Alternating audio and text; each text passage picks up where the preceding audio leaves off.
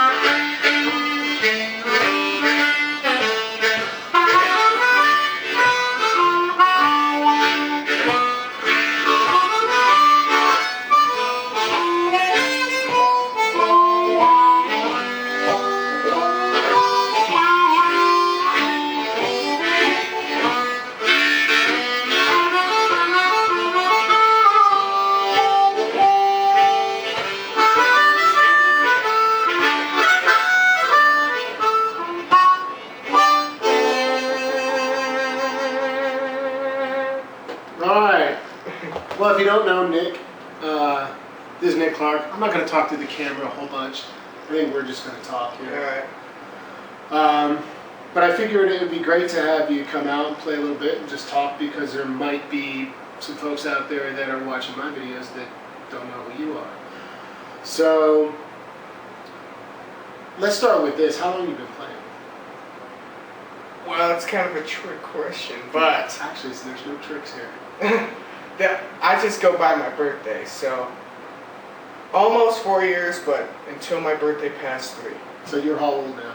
I'm 15, so I'm 12. So I met you actually. You were 12 or 13 at the time? I was playing for a year, yeah. So I was like almost 13. Like really. Yeah, and I know that you would come out. I was hosting a jam at the time, which was in Cherry Creek in Denver. Okay. So you'd be coming out.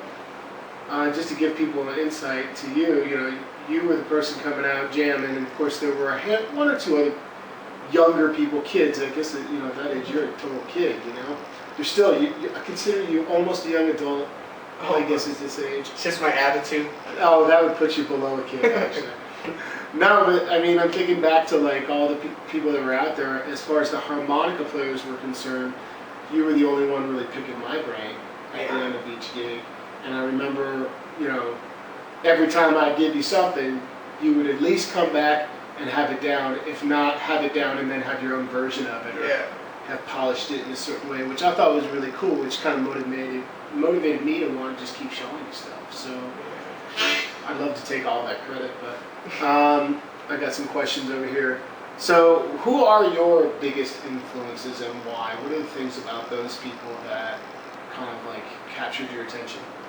Well, this is past all the Big Walter and Little Walter and Slender Boy, because they're automatic influences, because they're the guys who started it. As far as modern players, Gary Premich obviously is a big influence, just because he's just so different from most blues players.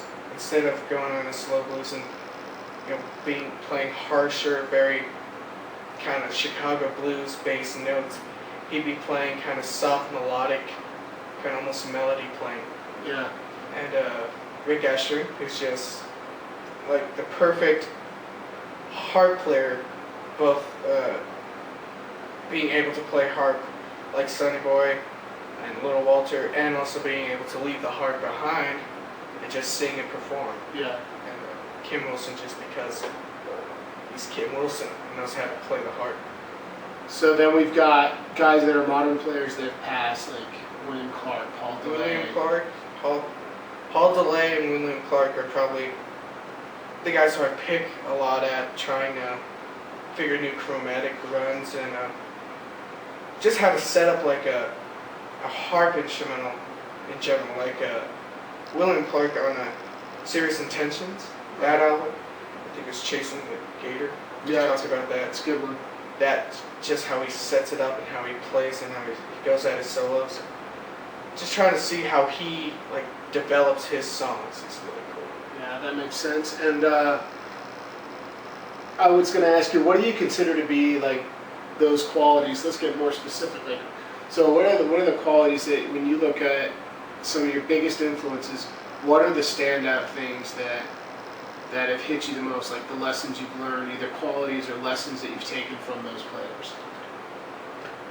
I mean, you mentioned one of them, like William Clark's. You mentioned a couple of them through Rick and through like William Clark setting up a song or things like that. But let's get specific with the instrument. Kind of like with both Clark and Primich, how like I can only like demonstrate it and then talk about it. So most blues players will be able, and both Primich and Clark had their way of cheating that way. Instead of playing that hard, they'd be like,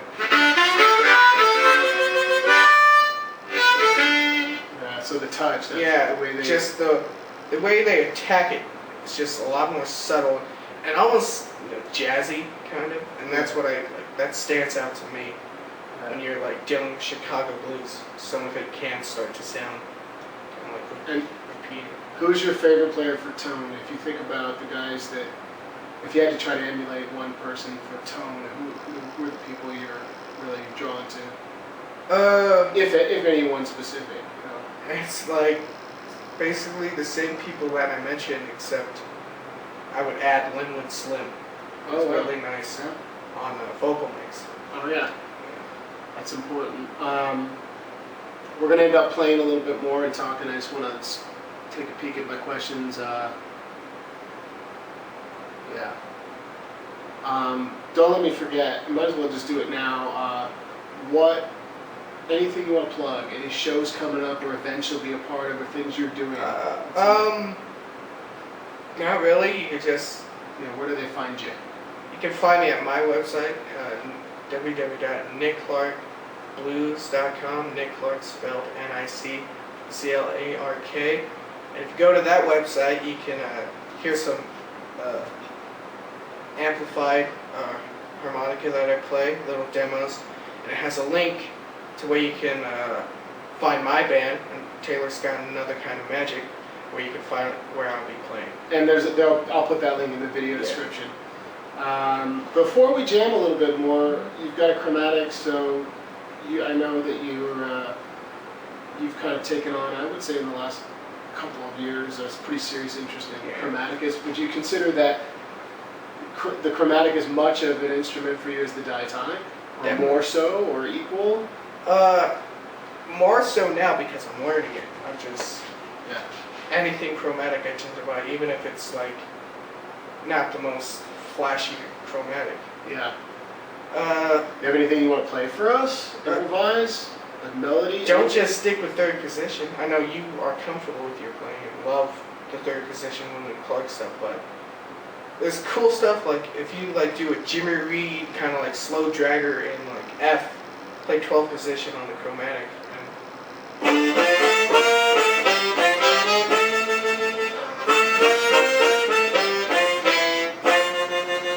So where did you figure that out from? Where did you? I learned a 12th position on the diatonic through Chris McCall. Yeah. Yeah, the late Chris McCall. And Right. it was cool. It was just like the next step up from the Gary Primich stuff, playing very prettier notes. I was listening to Knock Me a Kiss, Gary Primich's version. Probably one of my favorites. Yeah. And I was like, it would be really cool to play jazzier harmonica, and I said, what's more jazzier than a chromatic? So I started playing around and I developed that kind of run in 12th position on the chromatic. Well, play us whatever you want. Anything that you want to play on the chromatic. Give us just, play us a little bit more. Anything you want. Alright.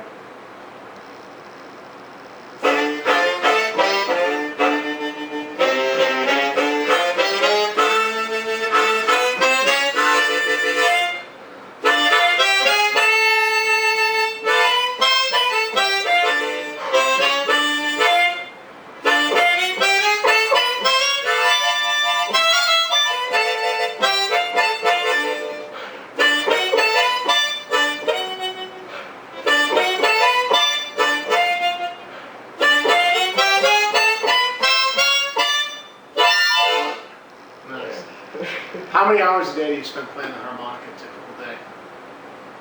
It's every hour probably. If I'm not doing anything with my homework or hanging out with my friends or anything, I'm probably playing harmonica, listening to music. I remember, just to give people insight, I remember back to that time, which would be 2.5 years ago, 3 years ago, whatever that was, when you come out to this jam I was hosting, that you kind of have that natural talent, the ability to create good tone and basic concepts right off the bat, which is kind of what caught my ear, because a lot of people cannot capture.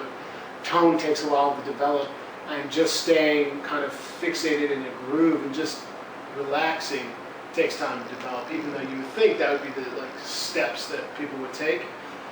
But since then, it's nice to hear that you've kind of stretched out and actually really, the biggest change I notice is that your phrasing has come a long way. And that's something that you gotta put time in. It doesn't just happen, it happens because you listen more, and it happens because you have that experience. That's the key. More than just, putting it into context, like at a jam or whatever. It will come easier if you just spend time playing your favorite songs over and over. Why is it so good? You just listen and listen and listen and listen and listen and develop your ears, and then you'll just hit a note and you'll go, oh, and then you'll find what you were going for on accident. Yeah. And it'll come easy. Yeah, it's kind of staying in the moment. I do the same thing. I play every day, and a lot of it is just free play. I do some intentional, specific exercises, but I notice that if I'm consistent with just playing every single day, I get better. I feel it, and I notice the difference on sometimes a weekly basis. One more thing before we just play out. To any of the kids, that out there that can relate to you, any advice you'd give them? And it could be anything. Approaching an instrument, not just the harmonica. Find yourself a bar stool mentor. It's you.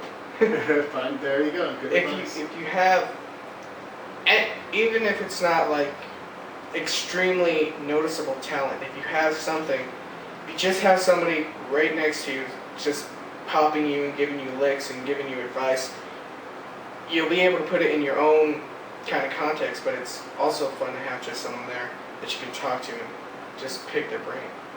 Good advice. Ready? Yeah.